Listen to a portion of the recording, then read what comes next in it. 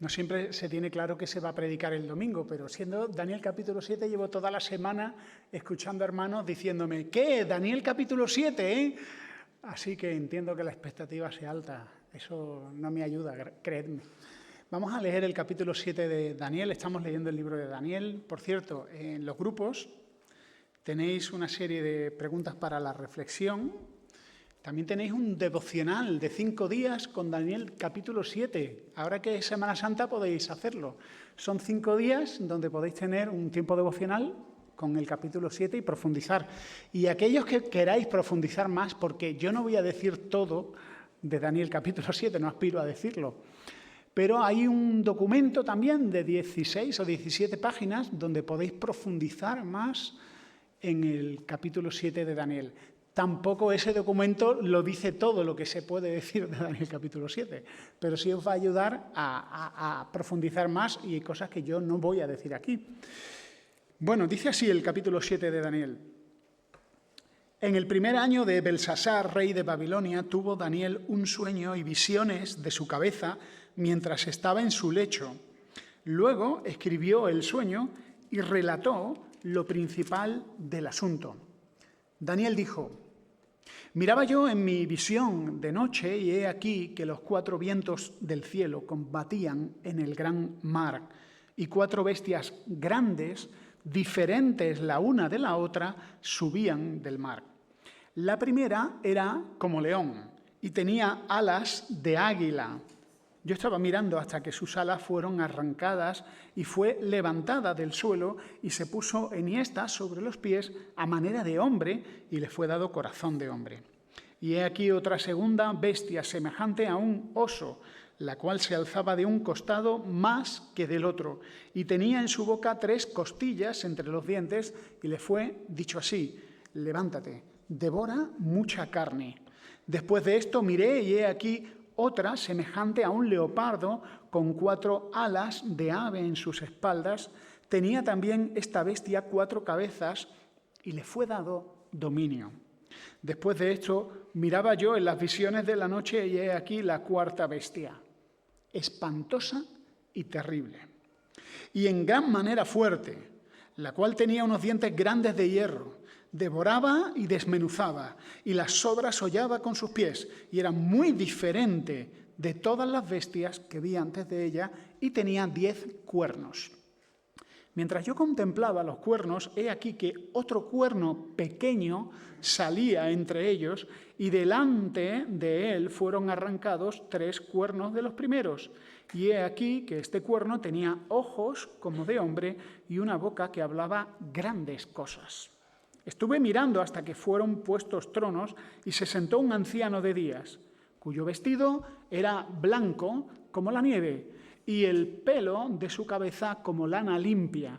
Su trono llama de fuego y las ruedas del mismo fuego ardiente. Un río de fuego procedía y salía de delante de él. Millares de millares le servían y millones de millones asistían delante de él. El juez se sentó y los libros fueron abiertos. Yo entonces miraba a causa del sonido de las grandes palabras que hablaba el cuerno. Miraba hasta que mataron a la bestia y su cuerpo fue destrozado y entregado para ser quemado en el fuego. Había también quitado a las otras bestias su dominio, pero les había sido prolongada la vida hasta cierto tiempo.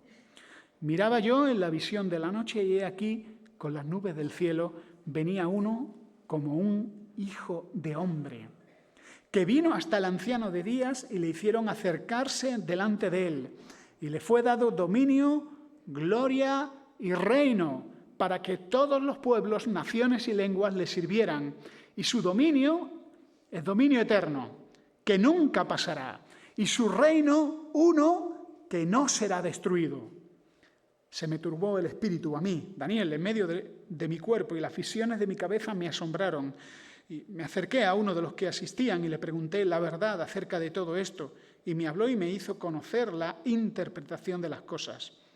Estas 4 grandes bestias son 4 reyes que se levantarán en la tierra. Después recibirán el reino los santos del Altísimo y poseerán el reino hasta el siglo, eternamente y para siempre. Entonces tuve deseo de saber la verdad acerca de la cuarta bestia, que era tan diferente de todas las otras, espantosa en gran manera, que tenía dientes de hierro y uñas de bronce, que devoraba y desmenuzaba, y las sobras hollaba con sus pies.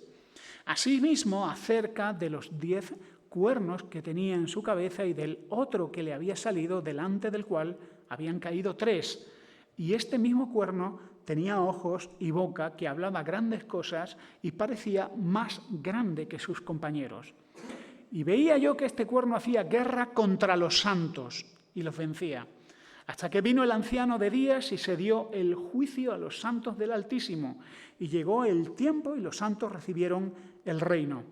Dijo así: la cuarta bestia será un cuarto reino en la tierra, el cual será diferente de los otros reinos, y a toda la tierra devorará, trillará y despedazará.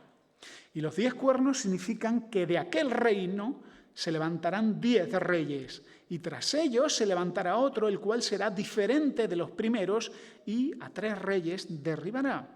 Y hablará palabras contra el Altísimo, y a los santos del Altísimo quebrantará y pensará en cambiar los tiempos y la ley. Y serán entregados en su mano hasta tiempo y tiempos y medio tiempo. Pero se sentará el juez y le quitarán su dominio para que sea destruido y arruinado hasta el fin, y que el reino y el dominio y la majestad de los reinos debajo de todo el cielo se ha dado al pueblo de los santos del Altísimo, cuyo reino es reino eterno, y todos los dominios le servirán y obedecerán. Aquí fue el fin de sus palabras. En cuanto a mí, Daniel, mis pensamientos me turbaron y mi rostro se demudó. Me guardé el asunto en mi corazón. Y algunos de vosotros os habréis quedado como Daniel, turbados y demudados. Os voy a decir una cosa, hermanos, no permitáis que los detalles os impidan ver lo esencial de este texto. No permitáis que vuestra insana curiosidad, que comparto con vosotros, os impidan ver el meollo del asunto. Porque esto es como cuando aquel conserje de un seminario bíblico le preguntaron de broma a los estudiantes: ¿qué? ¿Estás leyendo la Biblia, Apocalipsis? ¿Y qué conclusión has sacado? Y el conserje dijo: bueno, no lo entiendo mucho, pero sé que al final Jesús gana. Y esa es la idea, este es el meollo del asunto. Si te quedas con eso, al final Jesús gana, bien, has pillado la esencia. Si no sabes quién es el anticristo, el cuerno pequeño, la cuarta bestia o las 3 anteriores, es importante, pero no es tan importante. Mirad el contexto porque creo que es importante. Daniel no era un hombre cualquiera, era un hombre extraordinario. Un pecador, sí, pero vivió momentos realmente difíciles. No permitáis tampoco que las victorias de Daniel os impidan ver lo difícil que fue su vida y el peligro constante que enfrentaba. No muchos de vosotros habéis tenido que enfrentar la muerte una vez detrás de otra, él sí. En su vida, Daniel había servido a 4 reyes: Nabucodonosor, Belsasar, Darío el Medo, Ciro el Grande, y quizá tendría muchas preguntas. ¿Cuántos más reyes me queda por servir? ¿Cuándo va a venir el reino de Dios? ¿Cuándo va a venir el cumplimiento de las promesas de Dios? Y no me extraña, seguramente él era mayor y estaba harto quizá de servir a reyes paganos con tanto poder, pero tanto poder. Y aquí se le da a Daniel una visión de la historia de Dios, la historia real, la historia invisible. Una historia que tiene que ver con nuestros libros de historia, pero que hay algo que en nuestros libros de historia no aparece, y es el futuro. La verdad es que cada vez que alguien intenta hacer vaticinio siempre mete la pata. Pero la Biblia no solo no ha metido la pata, es que la precisión con la que la Biblia habla de estas 4 bestias o 4 grandes imperios ha sido total. Antes de empezar con lo que vamos a empezar, con las bestias, fijaos bien en el versículo 2, que dice: miraba yo en mi visión y aquí que los 4 vientos del cielo combatían en el gran mar. Y luego dice que de ese gran mar salen 4 bestias. Mirad, Cuando la Biblia habla del mar embravecido, se refiere a las naciones sin Dios. El mar embravecido. Esto aparece también en Apocalipsis. La humanidad caída, la humanidad sin Dios, es semejante a un mar embravecido, algo que da mucho miedo. Ese mar embravecido, que es la humanidad sin Dios, produce imperios. Son imperios sin Dios. Son temibles, son aborrecibles, son bestias, pero son bestias imperiales, son sociedades que no son otra cosa que máquinas de devorar. Este es el mundo sin Dios. Por cierto, sería muy interesante que compararais Daniel capítulo 7 con Apocalipsis, porque en Apocalipsis también se habla de un mar delante del trono, pero se le llama mar de cristal. Representa la humanidad redimida, los santos de Dios en perfecta paz. Un mar de cristal. Un mar de cristal no existe en la naturaleza, existen los estanques. Pero un mar no es algo que esté tan en calma. Pero mirad el contraste, el mar embravecido, la humanidad sin Dios, el mar de cristal de Apocalipsis capítulo 4, frente al trono en perfecta calma, representando la humanidad redimida. Y los vientos del cielo que combaten el gran mar, el gran mar embravecido, algunos estudiosos ven en eso esta lucha espiritual invisible que se produce en el reino espiritual. Y aquí vemos a 4 bestias. Y la verdad es que si queréis que os hable de todos los puntos de vista que en la Iglesia cristiana hay sobre esto, pues podría pasar más tiempo hablando. Pero sí os voy a dar unas pinceladas. Efectivamente, casi todos los estudiosos de distintas percepciones, más o menos están de acuerdo todos, es que son 4 imperios mundiales. Son el imperio babilonio, el medo-persa, el greco-macedonio y Roma. Casi todo el mundo está de acuerdo. El problema tiene que ver con la 4ª bestia, que es diferente a las anteriores. Y además se repite 2 veces. Una bestia, un imperio diferente a las anteriores. El problema tiene que ver con la interpretación del cuerno pequeño. ¿Quién es el cuerno pequeño? Hay principalmente 3, formas de entender esto. No le voy a dedicar mucho tiempo. Una postura historicista. Esto viene en las notas ya explicado con calma. La postura historicista es la de Juan Calvino, la de Matthew Henry, que dicen que la 4ª bestia es el Imperio Romano. Ahí estamos todos de acuerdo, todos los cuchillos están en su funda, nadie ha volcado la mesa. Y de ese Imperio Romano surgen 10 tribus germánicas. Y aquí empezamos ya a tener algunas diferencias. Los historicistas creen que esos 10 reinos son las 10 tribus germánicas, que son los visigodos, los ostrogodos, los vándalos, los suevos, los alamanes, los burgundios, los francos, los anglosajones, los normandos y los érulos. ¿Lo sabíais? Yo no. Wikipedia y ChatGPT me ha ayudado. Y los comentarios. Y de estos 10 reinos se levanta un cuerno pequeño. ¿Y quién es ese cuerno pequeño? Según los historicistas, no es una persona, sino una institución, el papado. Este papado ha derrotado a 3 tribus, a 3 reinos, a 3 reyes, que son las 3 tribus arrianas, que son los érulos, los vándalos y los ostrogodos. Es una explicación coherente, es una explicación histórica, pero tiene algunas debilidades. Y es que se dice en Daniel que este cuerno pequeño tiene un periodo muy pequeño de reinado, de dominio, y luego inmediatamente viene la segunda venida de aquel que es semejante al Hijo del Hombre. Luego está la postura preterista, que enseña que muchas profecías ya se cumplieron en el pasado y muchos interpretan el cuerno pequeño como Antíoco IV Epífanes. El problema de esta interpretación, y obviamente me estáis viendo el plumero y mi posición, y no estoy ocultándolo, es que Antíoco IV Epífanes procede de la 3ª bestia del imperio greco-macedonio, era Seleucida, era uno de los 4 generales que sucedieron a Alejandro Magno, la 3ª bestia, con lo cual el cuerno pequeño procede de la 4ª bestia, no de la 3ª bestia. No sé si alguno se está liando, espero que no, pero tranquilos, esto es breve. Y luego hay una postura que es la postura futurista.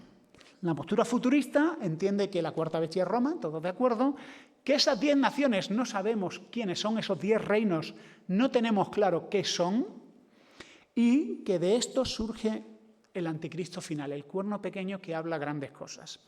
Y luego, por medio, tenemos posiciones mixtas, como un amigo nuestro, a quien todos conocemos, que tiene un doctorado en Apocalipsis, que yo le pregunté, oye, ¿tú qué postura tienes? ¿Eres futurista, preterista, historicista?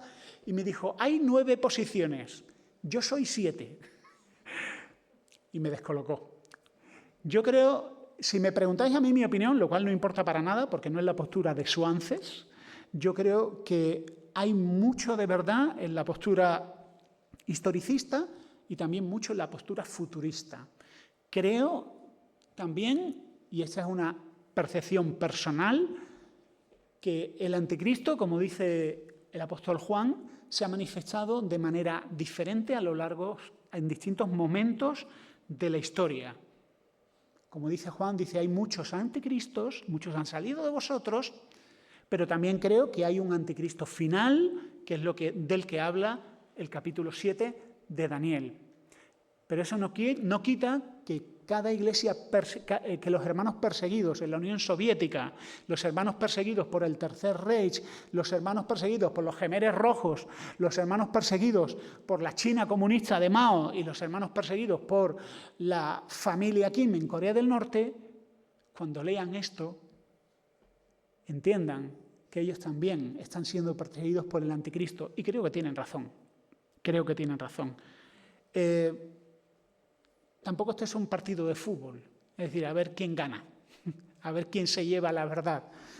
Creo que algunos detalles quizás estén ocultos para nosotros, como las 10 naciones, los 10 reinos.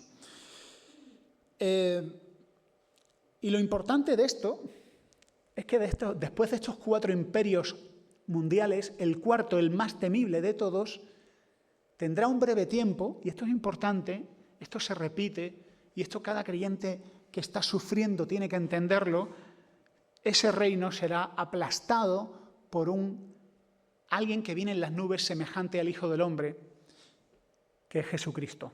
Por cierto, qué privilegio el de Daniel, que con lo poco que sabían de la primera venida, a Daniel se le reveló la segunda venida. Esto es extraordinario. Es decir, Daniel tiene una visión clara del Hijo del Hombre viniendo en las nubes, algo que ahora nosotros, que tenemos toda la perspectiva bíblica completa, entendemos con más claridad. Bueno, vamos a hablar rápidamente de estas 4 bestias.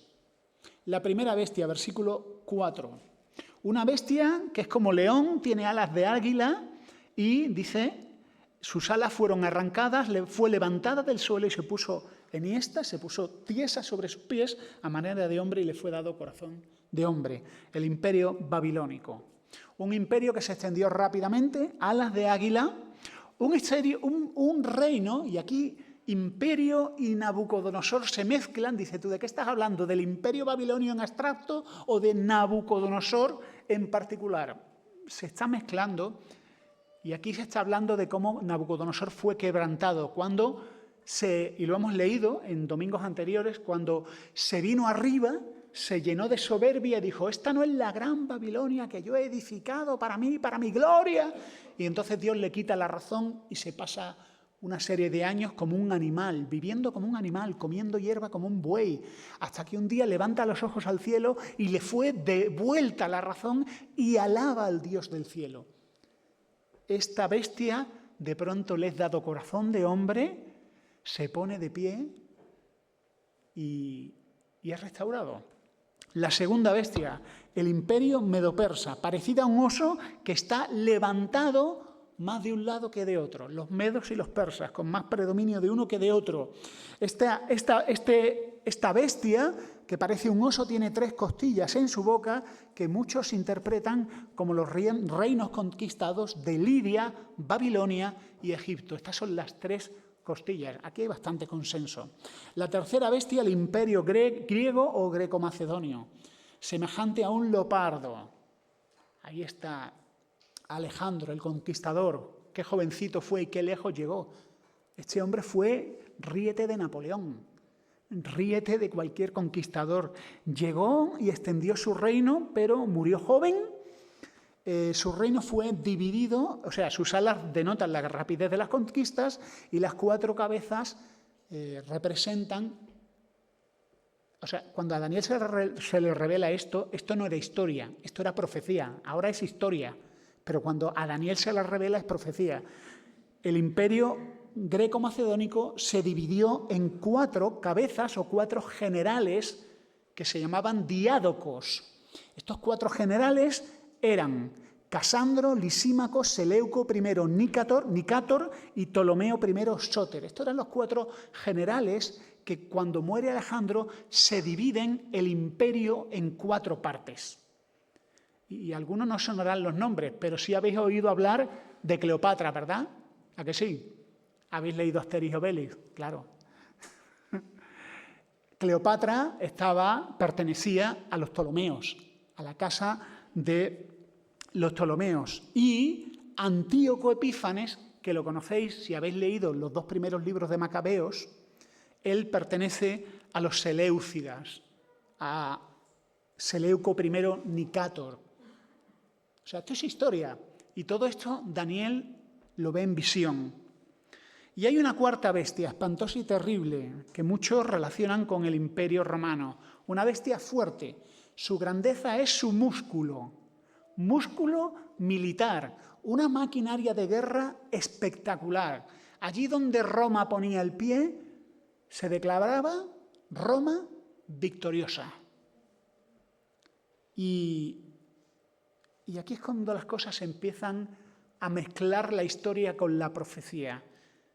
¿Es esta una bestia que ya es cosa del pasado o es una bestia que todavía no ha muerto? ¿Es una bestia que todavía está dando la cara o que todavía no ha dado la cara plenamente? Y este es uno de los grandes interrogantes que voy a decir.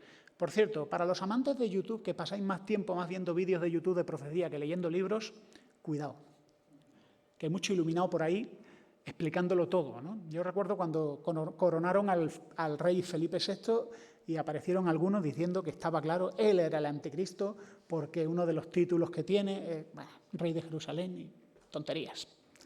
Cuidado, seamos cautos con la profecía, seamos cautos y no perdamos de vista lo esencial. De esta 4ª bestia, espantosa, terrible, diferente a las anteriores, surge alguien que es el cuerno pequeño.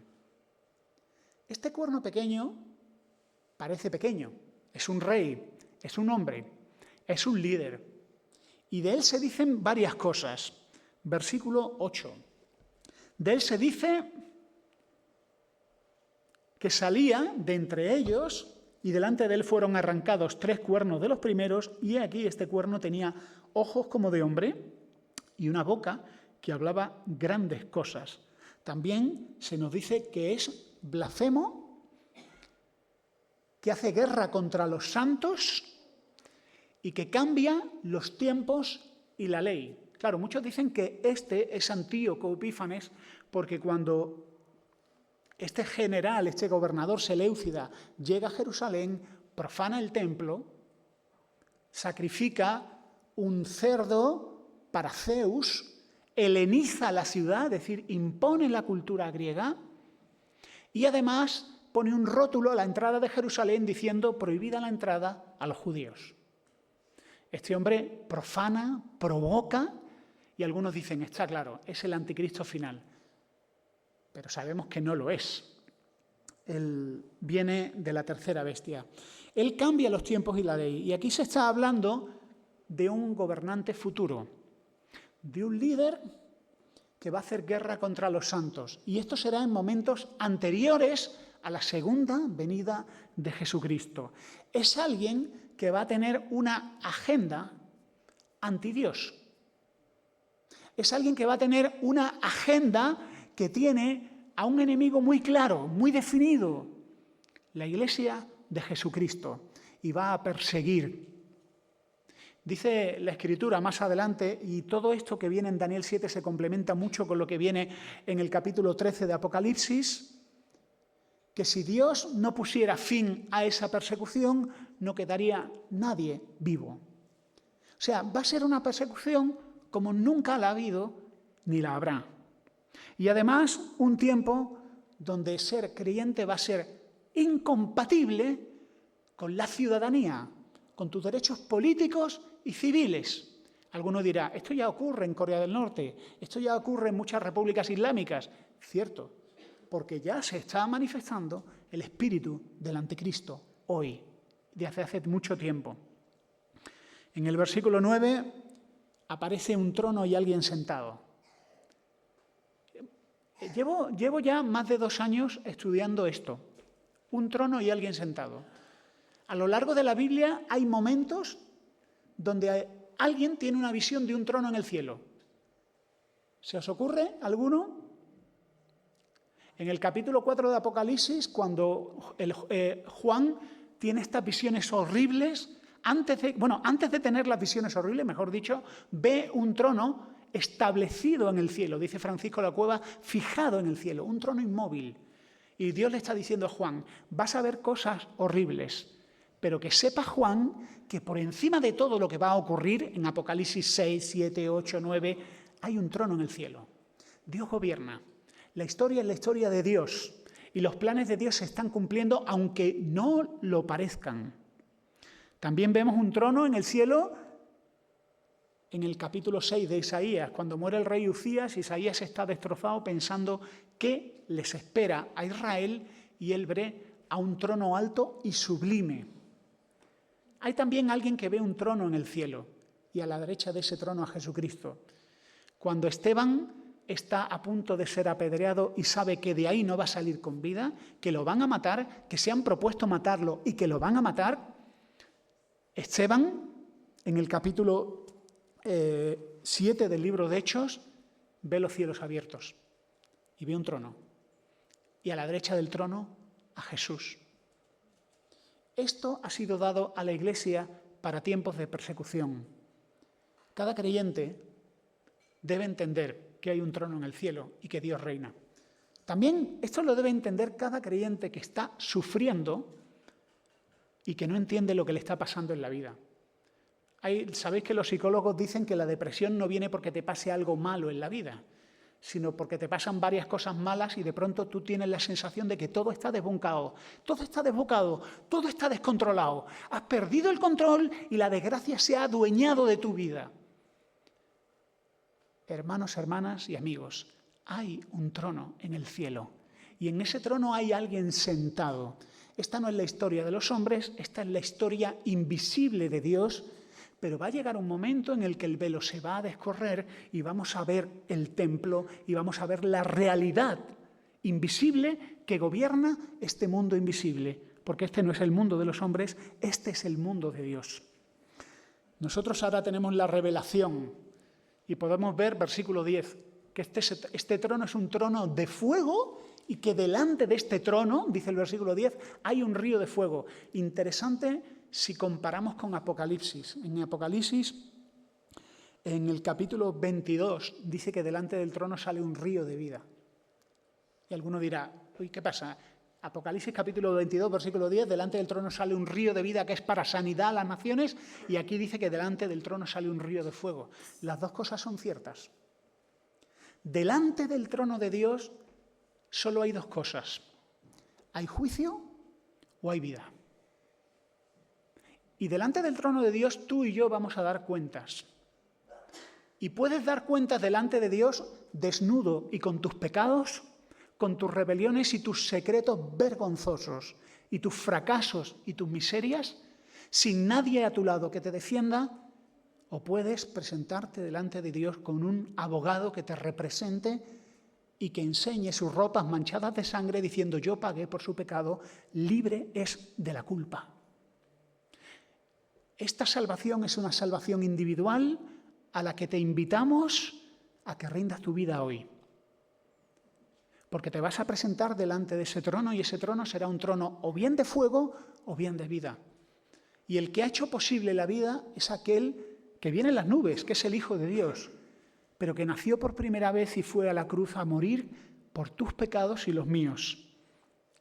Y de esto se habla más adelante, el versículo 13, la venida del Hijo del Hombre. Viene en las nubes como un hijo de hombre. ¿qué entendería? Me pregunto, y esto sí que es especulación pura y dura, ¿qué entendería Daniel por esto? ¿Que alguien viene en las nubes como un hijo de hombre? Si yo me preguntáis qué creo que entendería David, Daniel, yo creo que él diría, es David, vuelve David, esta es la segunda venida de David, alguien que va a heredar el reino, a quien le prometió Dios que su trono sería para siempre. Y no iría muy desencaminado, porque este es el hijo de David, Jesús, el descendiente de David. Y el trono no se apartará de la casa de Judá. Esto es lo que Dios prometió a David. Y que delante de él tendría un hijo que gobernaría. Él pensaba que era Salomón, pero no era Salomón, es Jesús. No sé cuántos conocéis de Biblia, lo digo a nuestros amigos que nos visitan, pero cuando Jesús resucitó, se reunió varias veces con los discípulos. Es interesante que dice la Biblia, algunos creían, pero otros dudaban. Curioso que en la primera comunidad cristiana la duda estaba presente, no eran fanáticos locos, no, dudaban y pedían pruebas, decían, y las veían y a veces les costaba creer, pero creyeron y dieron sus vidas para dar testimonio de que Jesús había resucitado. Jesús, antes de despedirse de ellos, se elevó delante de ellos al cielo y una nube lo ocultó. Los discípulos se quedaron mirando la nube, ya se había ido, no sé si llevarían un rato, pero seguían absortos mirando la nube y aparecieron dos ángeles y le dijeron, varones galileos, ¿qué hacéis mirando al cielo? Este Jesús que se ha ido volverá de la misma manera que le habéis visto irse. Y esta es la profecía de Daniel capítulo 7. Así es como Jesús volverá. Se fue físicamente, volverá físicamente. Se fue discretamente, pero volverá en gloria. Y todo ojo le verá. Daniel tiene ese privilegio. Y no quiero daros más detalles. Tenéis más detalles en las 16 páginas de notas. Si queréis profundizar, ahí tenéis lectura para estas vacaciones. Pero sí quiero ya dar paso a las conclusiones finales.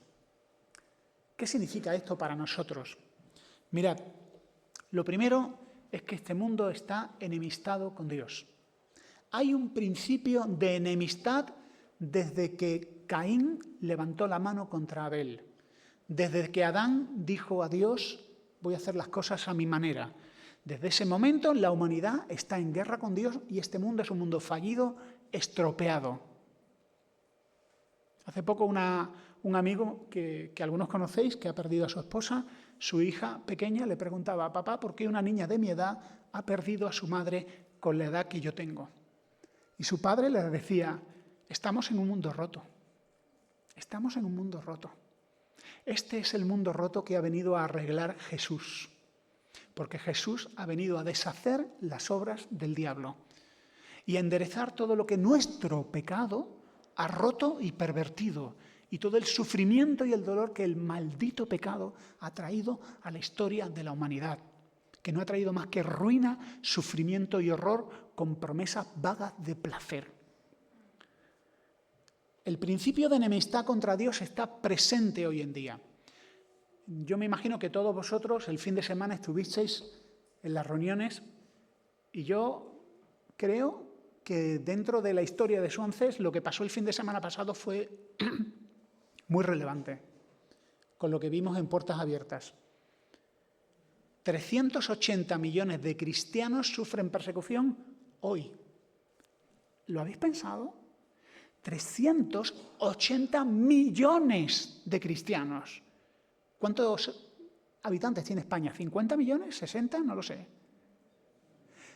Hoy sufren persecución más cristianos que en toda la historia del cristianismo. ¿Lo habéis pensado? Claro, tú estás aquí tan tranquilo que tu lucha es que tus hijos no lleguen tarde al culto, pero es que la lucha en el resto del planeta es muy diferente. 1 de cada 7 cristianos sufre persecución grave. Luego hay otros niveles de persecución. Aquí en Occidente también hay un principio de persecución activo, el principio del anticristo. La bestia también se está manifestando aquí en nuestra pacífica España, donde Existen los delitos contra el judaísmo, se llama antisemitismo. Existen los delitos contra el Islam, se llama islamofobia. Pero si te burlas, si profanas cualquier símbolo cristiano, se llama arte, se llama libertad de expresión. Es el mismo principio de hostilidad rabiosa de la bestia contra el cristianismo. Sutil. Ahora pega patadas debajo de la mesa, pero dentro de poco volcará la mesa y mostrará toda su ferocidad contra los creyentes. Pero no penséis en la bestia. Yo quiero que penséis que ese principio de hostilidad contra Dios también forma parte de ti. Porque todos hemos nacido con hostilidad hacia Dios, enemistados con Dios. La idea de Dios nos repele. La idea de alguien que controla todo, que no da cuentas a nadie. Como decía José Saramago, yo no sé si creo en Dios, pero si algún día me encuentro con ese señor, voy a pedirle que me explique unas cuantas cosas. Esto es el principio de hostilidad contra Dios. Ese señor al que yo le tengo que pedir cuentas. Esa hostilidad no es una hostilidad abstracta, forma parte de lo que somos. Y por eso yo hoy te invito a reconciliarte con Dios. A que dejes las armas y te reconcilies con el Hijo del Hombre que viene en las nubes y que ya vino. Lo segundo que vemos, la segunda reflexión que quiero deciros, la primera es el principio de hostilidad ya está presente, la segunda es la bestia tiene poco tiempo. Y esto debe ser tranquilizador.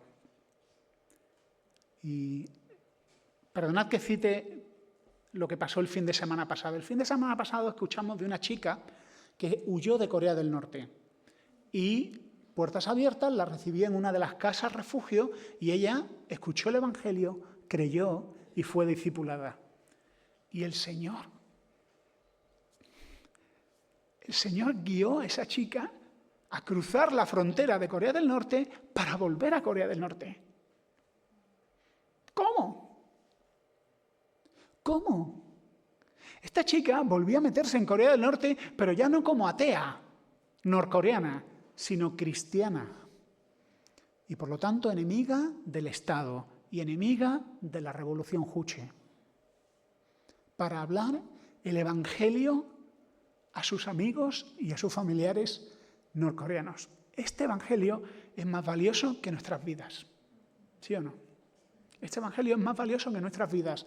Cuando Apocalipsis dice cómo vencer a la bestia, ¿sabéis qué dice Apocalipsis? A la bestia se le vence por la sangre del Cordero y menospreciando tu vida hasta la muerte. Menospreciando tu vida hasta la muerte. Eso quiere decir, no te ames tanto. No te ames demasiado. Yo sé que te han vendido la cosita esa del amor y de amarte y el respetarte. No te ames tanto. Un cristianismo heroico empiezas por un cristianismo que le reconoce a Dios todos los derechos y toda la dignidad y a ti la gratitud por derechos y privilegios que no mereces y que te han sido dados.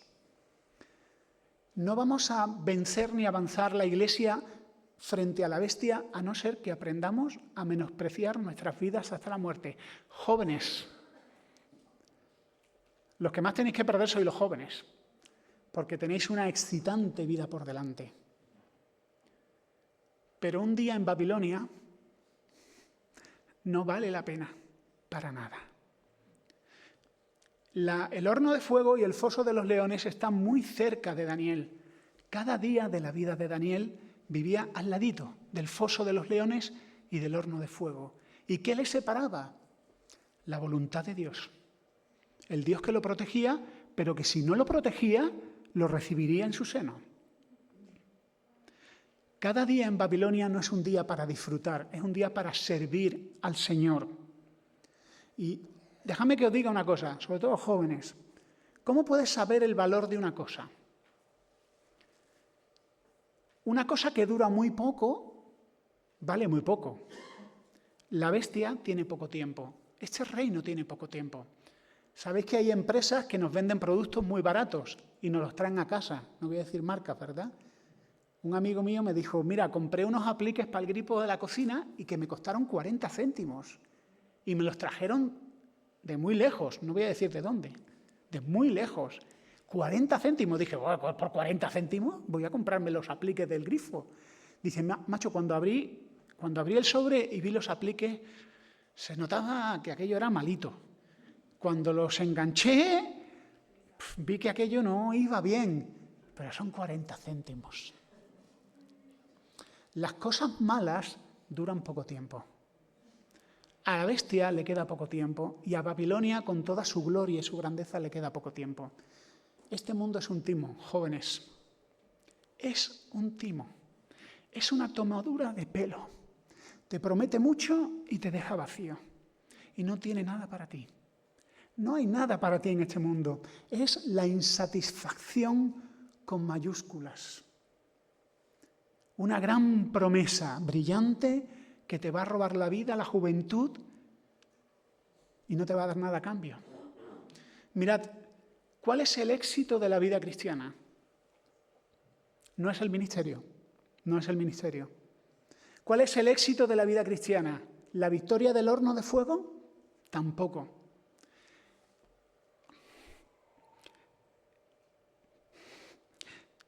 El éxito en la vida cristiana es llegar a vivir como Daniel, siendo viejo y diciendo, Señor, no he dejado de servirte un solo día de mi vida. Daniel, viejecito, a punto de morir, después de haber sufrido mucho más de lo que había recibido por amor al Señor, el éxito en la vida cristiana es fidelidad y perseverancia. Señor, no he dejado de esperarte, no he dejado de servirte y mi lealtad hacia ti no ha sido comprometida con la lealtad a Babilonia. Te he sido fiel. Eso es el éxito en la vida cristiana. A Babilonia le queda poco tiempo. Esta bestia, sea la que sea, tenga el nombre que sea, da igual porque cada creyente va a enfrentar a la cuarta bestia en su vida. Cada creyente va a enfrentar o a la seducción de Babilonia o a la violencia de la bestia. Una de dos. Y solo vas a vencerla menospreciando tu vida hasta la muerte. Recordad que hay un trono en el cielo y hay uno gobernando. Recordad que a Él vamos a dar cuenta de todo lo que tenemos. Y recordad que Él ha provisto un Salvador, que viene en las nubes y que viene a por su iglesia. Y es el momento de reconciliarnos con Él. También quiero dirigirme a aquellos que nos ven por YouTube. Conozco a 2 personas que nos ven por YouTube, que no vienen a la iglesia, pero que ven cada domingo También quiero invitarles a ellos, no solo a ellos 2, a todos, a que pongáis vuestra confianza en el Salvador, a que dejéis las cosas que tienen poco valor y poco tiempo por un reino eterno, que es el reino de Jesús. Oramos.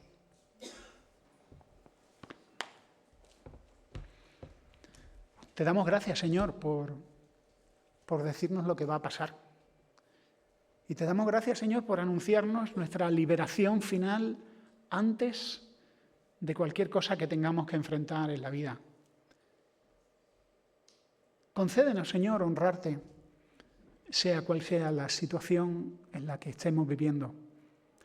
Concédenos, Señor, tener esa visión celestial del trono en el cielo y saber que da igual las penurias de aquí, tu gracia es mayor y la gracia abundante que en nosotros será manifestada va a ser mucho mayor. Concédenos, Señor, también entender que aquel que viene en las nubes hoy puede ser nuestro Salvador y nuestra guía segura a tu presencia. El perdón perfecto y la reconciliación contigo, Señor. Y concédenos, Señor, vivir cada día de nuestras vidas con lealtad a ti y no a amarnos demasiado, sino a amarte a ti demasiado, Señor, porque nunca será demasiado. En el nombre de Jesús. Amén.